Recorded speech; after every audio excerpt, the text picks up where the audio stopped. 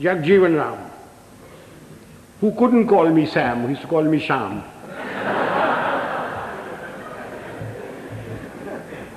He said, Sham, maan jao na. I said, you ko manne ki baat hai? I'm telling you what the facts are.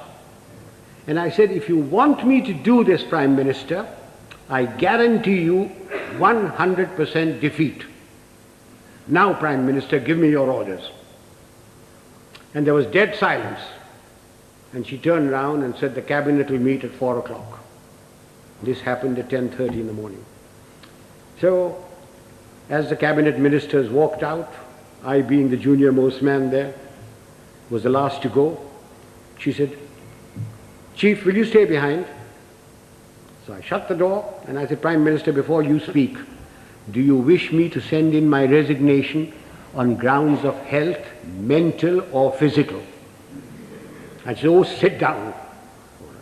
He said, everything you told me correct? I said, it's my job to fight. It's my job to tell you. If your father in 1962 had me as his commander-in-chief, the country would not have been disgraced. The army would not have been beaten. But the army chief did not have moral courage of turning around and telling him he wasn't ready. So she said, all right, you know what I want? And I said, yes, I know what you want. And I must be allowed to do it my own way. And she said, all right, you know what I want. So ladies and gentlemen, there's a very thin line between becoming a field marshal and being dismissed. I just gave you an illustration of moral courage. Of course, I didn't worry very much because my wife had money. If I'd gone, she would have looked after. She would have looked after me.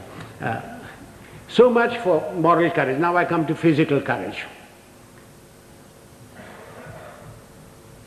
Fear is a natural phenomenon like hunger and sex. Anyone who says he is not frightened is a liar, except perhaps the Gorkha. Everyone is frightened. It is one thing to be frightened and quite another to show fear. It's when your knees are knocking and your teeth are chattering and you're about to make your own geography. That's when the real leader comes out. If once you show fear in front of men that you may be commanding, it doesn't matter whether they're soldiers, they are clerks, they're labor, there are students. Once you show fear, you should quit. Now again, General D'Souza said, I must give some examples from my own life. This was in Burma in 1942. I was commanding a Sikh company, big tough chaps, very fond of them. I had a man called Sohan Singh, big man, stood about 6'4". He had been promoted many times to Lance Naik, to Naik, and every time, because he was a Badmash, he was broken. We'd had lots of casualties and we had to make promotions. So we had a promotion conference with the commanding officer, and Sohan Singh's name came up and I said, no use making him, he'll be broken tomorrow. So he was passed over. The conference finished, names were published. I came back to my Basha, where my company was in the jungle, and I found my senior Subedar, Balwant Singh, terribly worried. And he said, Saab, Sohan Singh ko kaid kar diya. I said, क्यों क्या हुआ? उसने बोला कि आज आपको साहब गोली मारेगा. I said, oh, अच्छा, पेशी होगा. So a stool was put in, a table was put there, and Sohan Singh was marched up in front of me. Sohan Singh was at that time a light machine gunner, and light machine gunners carried pistols, and his pistol was taken away from him. So he was marched up in front of me, the usual charge was read out, and I said, Sohan Singh क्या बात है? साहब गलती हो गया. So I said, तुमने बोला कि तू हमको गोली मारेगा. So I picked up the pistol, loaded it, walked up to him, handed the pistol to him. I said, तेरा दिल है मारने का, मारो. And he said, नहीं साहब गलती हो गया. So I gave him a tight slap. I said, case dismissed, जाओ भागो. I went off to the mess, had my dinner, came back, and everybody in the company was very worried. And the Subedar Sahab, Balwant Singh said, नहीं साहब आज रात आपको गोली मारेगा. So I shouted out, Sohan Singh किधर है? Sohan Singh came along. I said, Sohan Singh आज रात मेरा बादशाह पर तुम सेंट्री होगा. और कल सुबह 5 बजे 1 मग्गा चाह और 1 मग्गा गर्म पानी दाढ़ी बनाने के लिए. कोई शक? बेशक, भागो. And I went in there. I was woken up in the morning by Sohan Singh with a mug of tea and a mug of hot water. And he followed me like a lamb throughout the conflict. Now, ladies and gentlemen, if you think I wasn't frightened, you are mistaken. I was terrified. But if I hadn't done that and put Sohan Singh in the clink or something like that, everybody would have said, Dekha, hamara saab darta hai. Just an example of this. How often during riots and all that, some young sergeant with nothing but a little stick in his hand has walked in and quelled everything by showing courage. So physical courage is essential to leadership. You needn't be foolhardy like I was. I was very young. I don't know whether I do it today. But physical courage is essential. That takes me to the other attribute, loyalty. Now, does loyalty require very much explanation? We all expect loyalty from our subordinates. Do we give loyalty to them? Loyalty is a two-way thing. We expect loyalty, we have to give loyalty. Do we give loyalty to our colleagues? So remember that for leadership, you expect loyalty, you've got to give loyalty.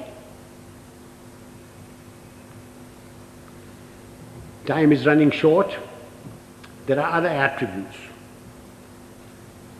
Remember, leadership is nothing else but management of men and resources. Management of men. Men have problems. Men in numbers can be very nasty. And a leader must be able to deal with them very firmly. When people misbehave, like they are misbehaving in Bombay these days, it's no use saying Jai Hind to them. You've got to deal with them very, very firmly. But you must never forget that men have problems. They have human problems. They have problems of debt, of family problems. They get easily despondent.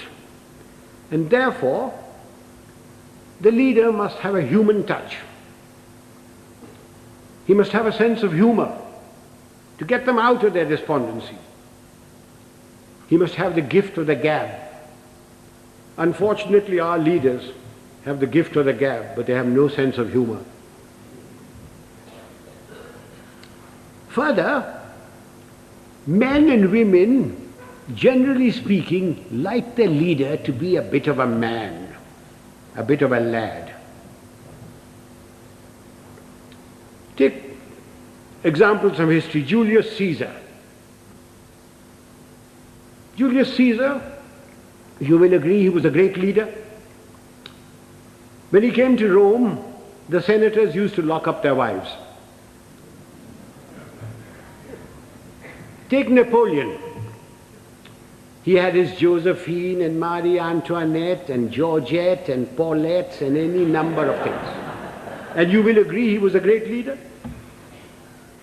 Take the Duke of Wellington. The night before the Battle of Waterloo, in his chambers there were more women of luscious proportions than staff officers. And he was a great leader.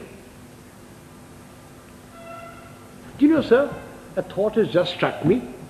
All these three people that I've talked about had one thing in common. They all had long noses.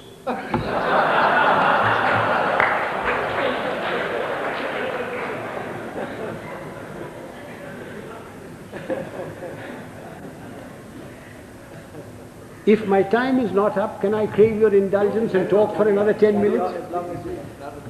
Ladies and gentlemen, no amount of leadership will put things right. There are two other aspects that we Indians must know and we lack badly. One is discipline and the second is character. What is discipline? Discipline is a code of conduct for decent living in society one with the other. Who lays down this code of conduct?